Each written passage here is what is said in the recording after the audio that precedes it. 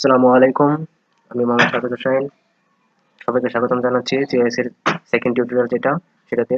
তো আগের টিউটোরিয়ালে আমরা দেখেছি কিভাবে জিআইএস একটা শেপ ফাইল ওপেন করা যায় এবং বিভিন্ন কাজ করা যায়। তারপরে লেভেল পিকচার কিভাবে করতে হয়, লেভেল পিকচারের নামগুলো কিভাবে চেঞ্জ করতে হয় সেগুলো আমরা শিখছি। এই পর্বে আমরা জানবো যে আসলে একটা শেপ ফাইল থেকে কিভাবে সেই শেপ ফাইলের কালার চেঞ্জ করা যায়। প্রত্যেকটা শেপ একটা শেপ ফাইলের ভিতরে যতগুলা পলিগন আছে সবগুলা পলিগনের আলাদা আলাদা কালার দিলে সেগুলো আমরা শিখবো।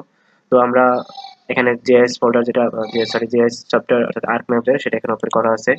গতভাবে আমরা দেখেছি যে এটা কিভাবে ওপেন করতে হয় সবগুলো আমরা দেখেছি। তো এখান থেকে আমরা এবার চেঞ্জ করবো যে কিভাবে এই কালার গুলো যে আছে সেগুলো আমরা কিভাবে চেঞ্জ করবো সেটা আমরা দেখবো।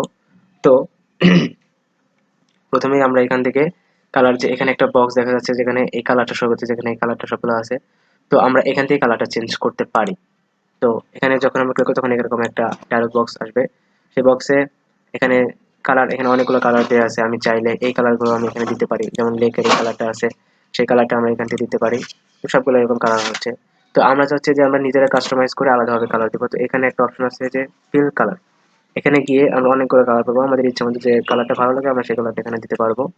তো এখান থেকে আমি এই কালারটা দিচ্ছি, দিয়ে এখানে আউটলাইন হোয়াইট।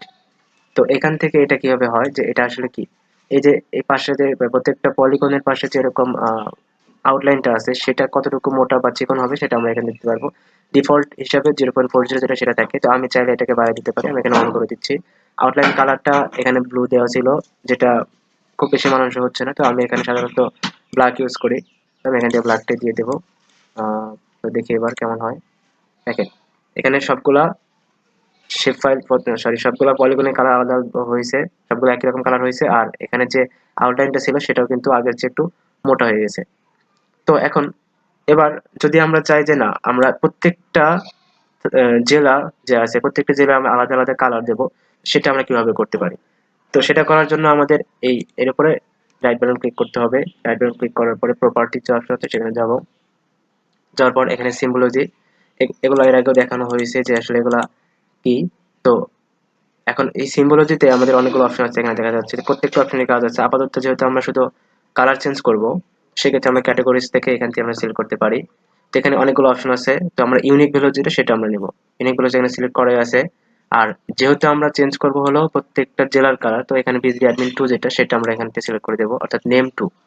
তো এখান থেকে আমরা নেম 2টা সিলেক্ট করে দিলাম। দেওয়ার পরে এখন দেখা যাচ্ছে যে প্রত্যেকটা কালার এখানে এরকমই একই কালার দেখাচ্ছে। তো এখান থেকে আমরা অ্যাড অল ভ্যালু দেবো।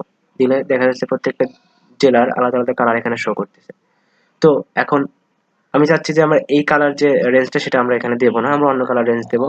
সেক্ষেত্রে আমরা এখান থেকে যে কালার র্যাম যে অপশনটা আছে সেখানে গিয়ে আমরা এখানে সিলেক্ট করতে পারি যে আসলে কোন কালারটা দেবো। আমি চাইলে এটা দিতে পারি, দিয়ে আমি অ্যাপ্লাই করে দেখবো যে আসলে কি হয়। তো এই কালারটা দেওয়ার পরে যদি আমার পছন্দ না হয়, যে অনেক ডিপ কালার হয়ে গেছে, সেক্ষেত্রে আমি এই কালারটা আবার এখান থেকে চেঞ্জ করতে পারি। এটা দিতে পারি, এটা দিলে কেমন হয়, এটা এটা দিতে পারি, আম, এটা অ্যাপ্লাই করে দেখি। হ্যাঁ, তো এটা মোটামুটি ভালোই আছে। তো এই কালারটা আমরা ওকে করে দিলাম। এখন দেখা যাচ্ছে যে এই কালারটা দেওয়ার পরে এরকম আসলো। এখন দেখা যাচ্ছে যে আমাদের এই দুটো পাশাপাশি জেলা একই রকম কালার হয়েছে।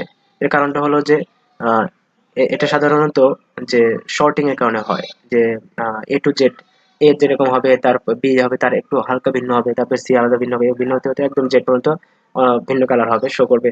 তো এখানে এস এবং টি কাছাকাছি, যার কারণে এই এস সিরাজগঞ্জ যেটা এই কালার আর টাঙ্গাইল যেটা এই কালারটা একই রকম হয়ে গেছে। সেটা আমরা চাইলে এবার ম্যানুয়ালি আমরা এটা চেঞ্জ করতে পারি। তো আমরা যদি চাই যে সিরাজগঞ্জের কালার চেঞ্জ করতে, তো সেক্ষেত্রে আমরা এখান থেকে খুঁজে বের করি সিরাজগঞ্জ কোথায় আছে। তো এই যে এখানে আছে সিরাজগঞ্জ, এখানে আমরা যদি এই বক্সের ভিতরে ক্লিক করি তাহলে এখান থেকে আমরা কালারটা চেঞ্জ করতে পারবো। তো আমি চাচ্ছি যে এখান থেকে কালার দিতে পারবো, আমি চাচ্ছি যে এখান থেকে কালারটা দেবো। এখানে আউটলাইন দরকার নাই, এই যে দেখেন এখানে চেঞ্জ হয়ে গেছে। তো আপনি চাইলে যে কোনো কালার ভাবে চেঞ্জ করতে পারেন।